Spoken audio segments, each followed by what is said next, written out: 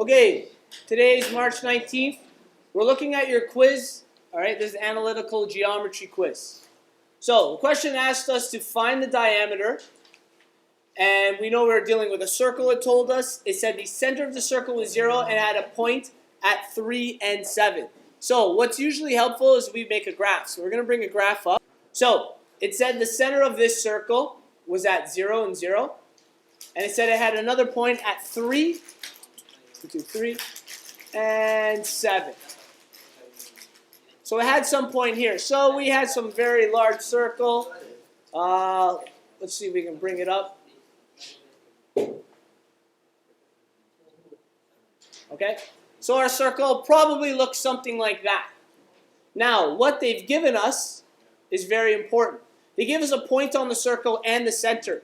So, if I connect these two dots, what part of the circle have I figured out? The radius. Okay? So this means we can find the radius. We have our point at 0, 0, and another point at 3 and 7. In order to find the radius, what do I need to figure out? Distance. So I got to use my distance formula. D is equal to the root of x2 minus x1 squared plus y2 minus y1 squared. Okay, I know I kind of jammed it in there. We're going to call this our point 2, and I'll call this my point 1, just for simplicity's sake. Okay, so equals the root of, this will be my x2, and this will be my x1. So x2 is 3, x1 is 0. 3 subtract 0 squared, plus, this is my y2 and my y1. 7 subtract 0 squared. Well, the addition is really easy. We end up with 3 squared plus 7 squared. Now, some people made the mistake of adding 3 plus 7 and then squaring it, but according to BEDMAS, we don't do that. We deal with our exponents first. So, 3 squared is what? Yep. 7 squared? 49. Now we add them together underneath our square root. What do we get? 58. And root 58, anyone know? 7.6. Okay, we'll say 7.6. So, we found the distance of what part of the circle? The radius. This was important. Some people stopped right here. The question asks us for what? Okay, so if they need the diameter, what that means is they need straight across. Okay? In other words, they need double the radius. So the diameter in this question would have been to take this number, multiply it by 2. What would you have gotten? 15.2. Some people did it round. So if you guys got anything between 15 to 16, I was okay with it because I know it was due to rounding. Okay? So if you got something roughly close to that, I probably have given you the answer. Okay, 2B. I accepted an answer even if you didn't do it this way. I asked for the perpendicular. Okay, so perpendicular bisector. I wanted the perpendicular bisector to the radius of this circle.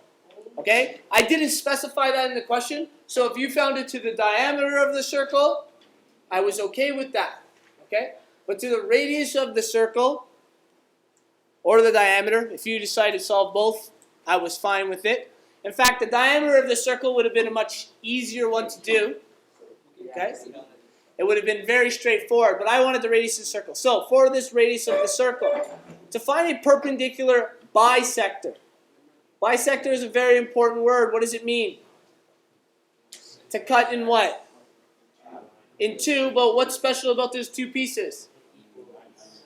They both... Okay, yeah, they gotta be 90 degrees, that's perpendicular. But what's special about the two pieces? Oh, does anyone know?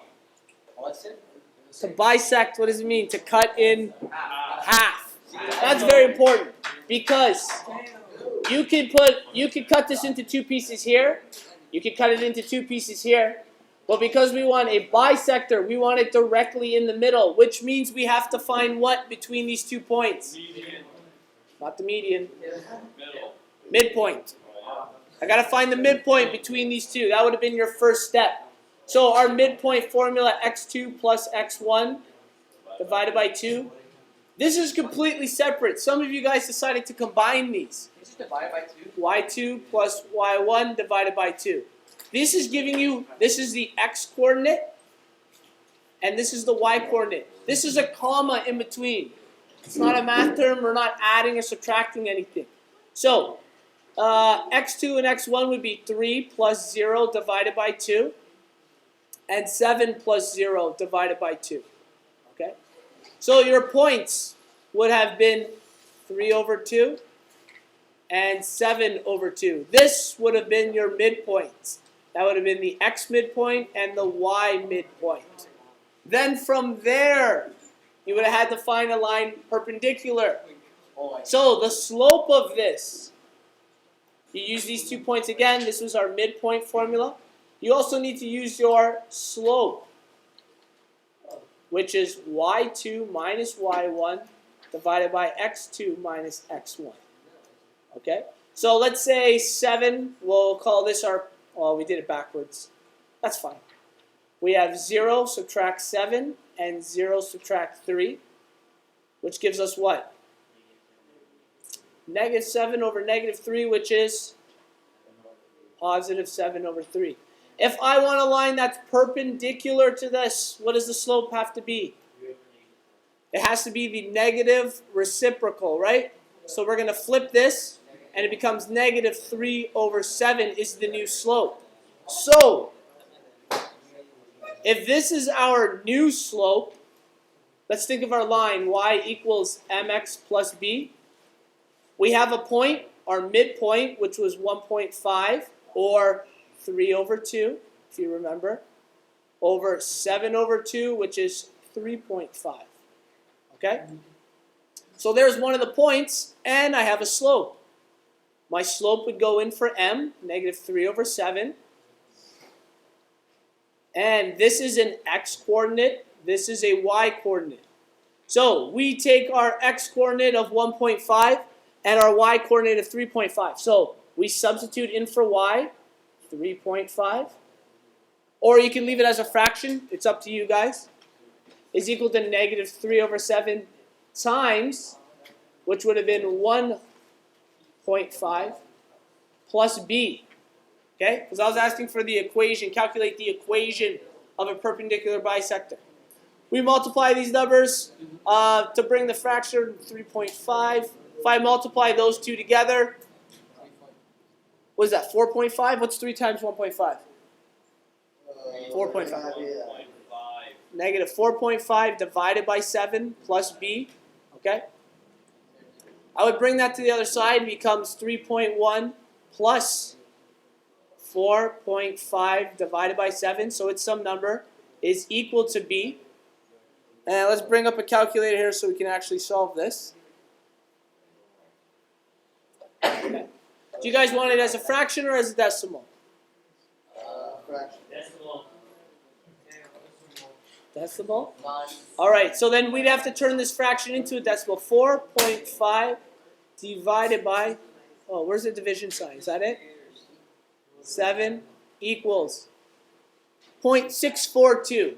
Okay? So 3.5 plus 0.642 equals b. Add those together, 4.142 equals b. So the equation was y is equal to, we take our slope, negative 3 over 7, x plus 4.142, or you could have put this in fraction form. I had it somewhere else before. All right, so that was what I was looking for in this question. There's a lot of work and a lot of thinking. Now, if you had done this through the diameter instead, it actually would have been a lot easier. Because your y-intercept would have been at 0, and your midpoint would have been at 0. You would have just had to calculate this and put it into this form. So I think you would have got y equals negative 3 over 7x. Would have been your equation.